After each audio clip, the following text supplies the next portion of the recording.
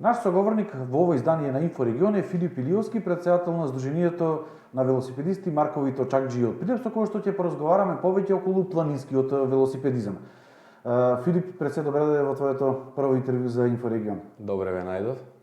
Како што најавив, ќе поразговараме со тебе околу планинскиот велосипедизам, еден спорт кој што во последно време не само во Прилеп, туку и во цела Македонија завзема една се поголема популарност.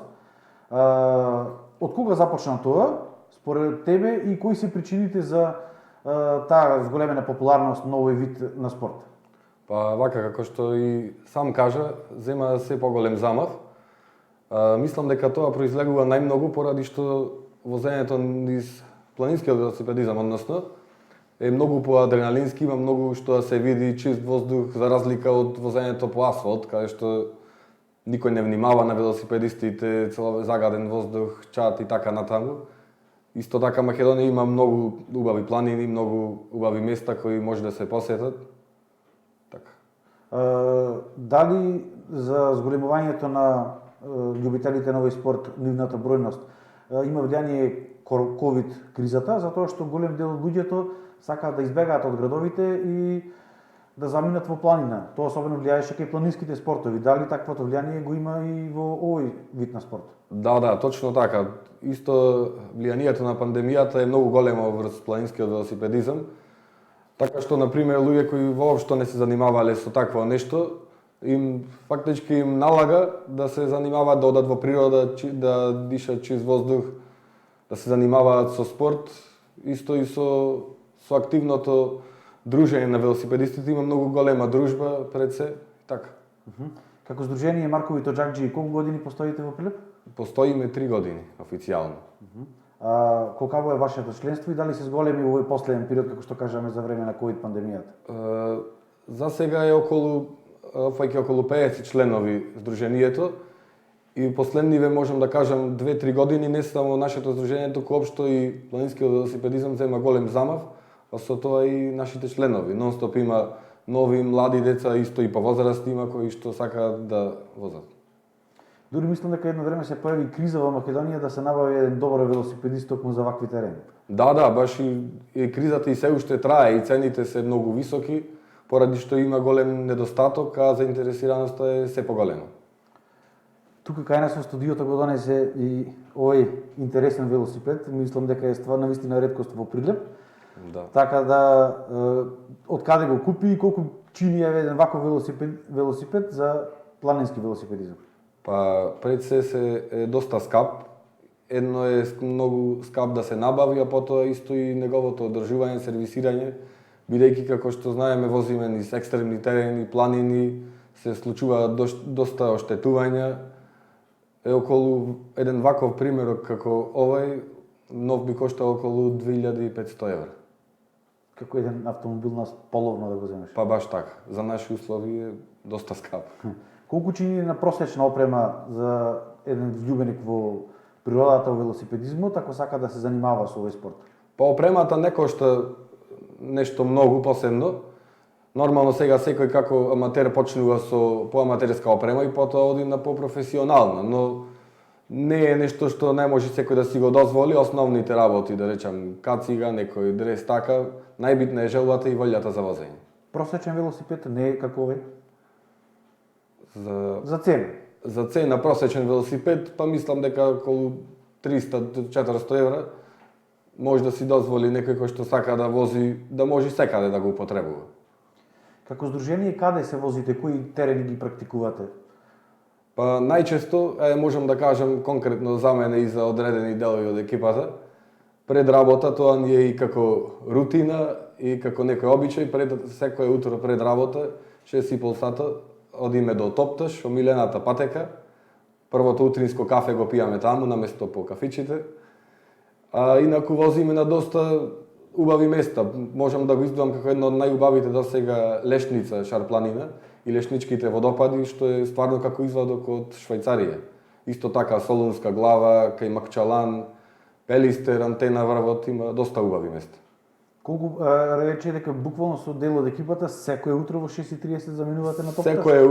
Секое утро буквално, освен кога не дозволуваат временските услови, кога е лошо времето, дожд, макар што и знаеме доста пати на дожд да извозиме, желбата е поголема од се. Дали имаш ти лично некој омилено место освен топташ, каде што дете најмногу ги полниш батериите и буквално сакаш на одреден период обавезно да го посетиш? Имам, како што кажав, Солунска глава ми е доста омилен терен. Иако е екстремен и можам да кажам една од најтешките планински тури што јас сум ги возел, исто така и кај Макчалан ми е омилена патека. И традиционално секоја година ги посетувам. Колку пати неделно се собирате со вашето здружение и правите вакви едни поголеми така наречени прошетки, да кажеме, велосипедски тури? Па сега кога е сезона на возење, доста често за викенди, скоро секогаш, ретко во некои исклучоци, но во недела обично викендите користиме претежно и во сабота со спиење, одиме со кампување. Доста голема екипа и во недела се вози, а измеѓу недела кога е празник или нешто така пократко пред работа, после работа го користиме максимално слободното време. Колкава е должината на тие тури кои што ги правите? Па во зависност сега од временските услови, планинските тури се пократки, не се како роат турите на асфалт. И во зависност сега може да биде 30-40 па до 100 километри. Кои се перспективите за развој на овој спорт во Прилеп и на ниво на Македонија? Спомнавте дека една од омилените ви е Солунска глава, кај Макчалан. Колку нашата држава нуди можности за развој на планинскиот велосипедизам и колку тоа се практикува? Колку се искористува за промоција и на домашниот туризам, но да се привлечат и некои странски велосипедисти да дојдат да возат по нашите терени? Па мислам дека во тој поглед сме доста слаби и треба многу да се поработи во тој поглед конкретно, да се стимулираат дополнително сите влюбеници во спортот и спортските активности, бидејќи многу мала е подкрепата од сите институции во тој поглед. А имаме доста интересни места, доста богатства и пружа нашата држава што не се искористени за жал. Од кога зборувате за институционална подкрепа на здруженијата или пак на теренско обележување на стази, на патеки, па во секој инфраструктура? Во секој поглед. Исто и за здруженијата, поддршката е минимална, речиси да е нема, за жал, пак можам да кажам. Исто и за маркирање, доста лошо се маркирани патеките, за некој непознат странец, да кажам, што не го познава теренот, едноставно не може да се снајде. Што би требало според тебе да се направи за поголем развој на... Па треба да се стимулираат како со финансиски средства, бидејќи сепак се работи за начин на здрав живот, на користење на велосипедот како превозно средство, башка од спортот и авантурите.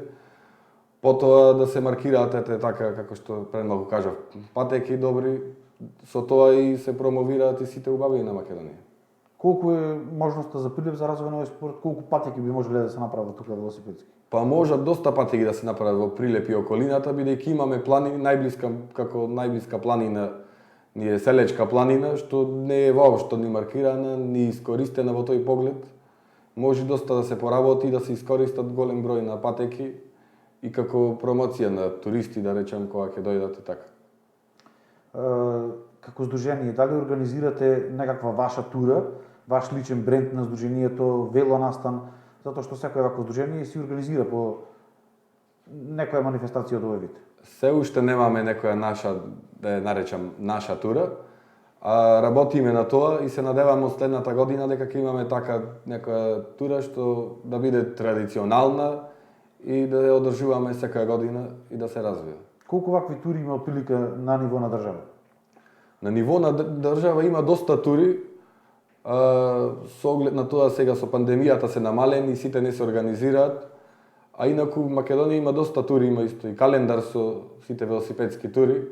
Сега малку е проблем, пак кажам, со пандемијата, затоа што мерките, начинот на групирање и така натаму, но се надеваме дека за брзо ќе почне да се одвива во нормален тек сето тоа. Да, и со текот на вакцинацијата сите се надеваа дека барем ова лето конечно некако тие и спортски и културни манифестации настани ќе се вратат во некоја, ајде да кажеме, нормала и дека ќе почнеме повторно Да. стариот тек. Се надеваме дека оди кон крајот пандемија, па останува да видим. Да, точно така. Како што спомнав, се занимавате претежно со планински велосипедизам, но исто така возите и нарамно, ајде да кажам. Пред пандемијата заедно со еден член од вашето здружение имавте доста една интересна тура, односно за 5 дена од Прилеп поминавте до Истанбул во Турција, 850 километри. Точно. Каква беше таа тура, едно што да се подсетиме? Па таа една тура доста авантуристичка, што за мене едноставно ќе остане секогаш како спомен за цел живот. Доста интересна авантура, посебно што бевме двајца само, 850 километри е сепак подвиг за со велосипед од Прилеп до Истанбул. Практично влеговме во Азија, на другата страна од Босфорот. Ја извозивме како што беше планирано сето. Доста интересни ситуации имаше по патот. Нормално одиш во непознат терен, одиш на непознато, со кампирање, целиот престој, никаква организација, никаква логистика, самото по себе е голема авантура. Спивавте исто така во кампови на отворено? Да, во шатори, практично шатори што ги носевме на самиот багаж. Носевме околу 40 кила товар, шатори, вреки за спијање и така. Одлучуваме каде вечер остануваме, ги местиме, ја поминуваме ноќта таму и сабањето продолжуваме до следната тура. Откако се вративте од Турција, имавте идеи за други вакви тури, наравно да кажеме на асфалт, не планински велосипедизам. Дали пандемијата ве спречи да ги реализирате и дали во иднина планирате одржување на една повторно една ваква тура со нормално дел од екипата која што е и физички спремна? Така, точно. Планиравме, да, замислена ни беше од Цирих до Прилеп, една доста интересна тура, околу 2000 километри. Но со пандемијата се пропадна во вода моментално времено тие планови, затоа што ги затворија границите, немаше услови, се уште трае. Па се надеваме од оваа година, можеби не, но од следната година се надеваме дека има нешто така интересно, некој поголем подвиг. И еве за крај, како што кажавме, голем дел од граѓаните, посебно од младата популација, сака да се занимава со овој спорт.